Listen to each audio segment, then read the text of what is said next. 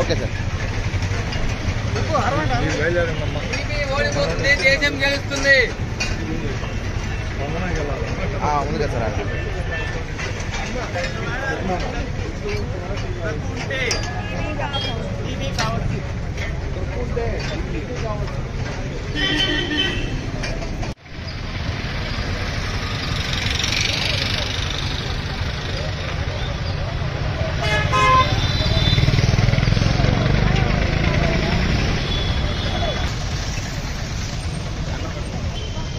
పాండమ్మ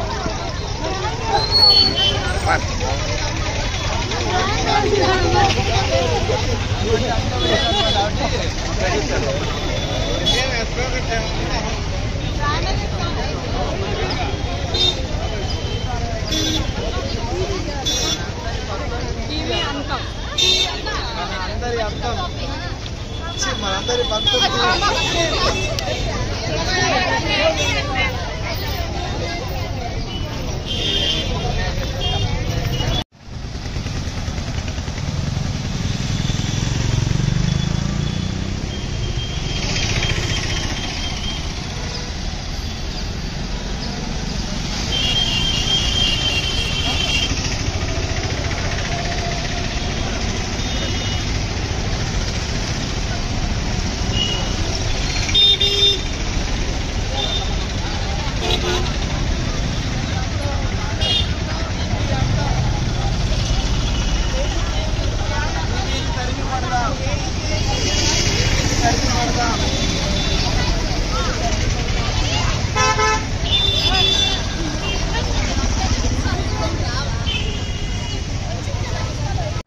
అందరికీ నమస్కారం అండి.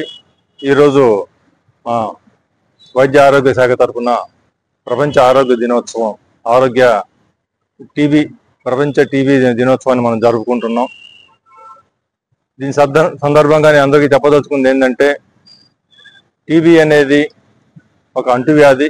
కాకపోతే దీనికి చాలా మంచి మందులు ఉన్నాయి. టీబీ వచ్చిందని చెప్పి ఎవరు భయపడాల్సిన పని లేదు. టీబీ వచ్చినట్టుగా మీకేమైనా ఒక 2 వారాల పాటు దగ్గు జలుబు ఉండి తగ్గకుండా ఉండుంటే వెంబడే మీరు మీ దగ్గరలో ఉన్న ప్రాథమిక ఆరోగ్య కేంద్రంలో కానీ ఏ గవర్నమెంట్ హాస్పిటల్ అయినా మీరు వెళ్ళినట్టయితే మీకు టీబీ పరీక్ష చేసి టీబీ ఉందా లేదని నిర్ధారిస్తారు.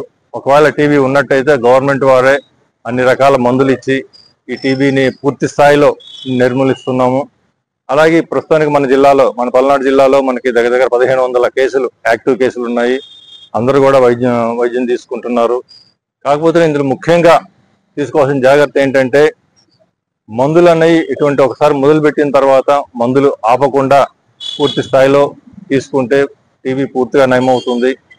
అలాగే మందులతో పాటు వాళ్ళు ఆరోగ్యంగా ఉండడం, మంచి బలమైన పోషకాహారం తీసుకోవడం అన్నది కూడా ఇంపార్టెంట్.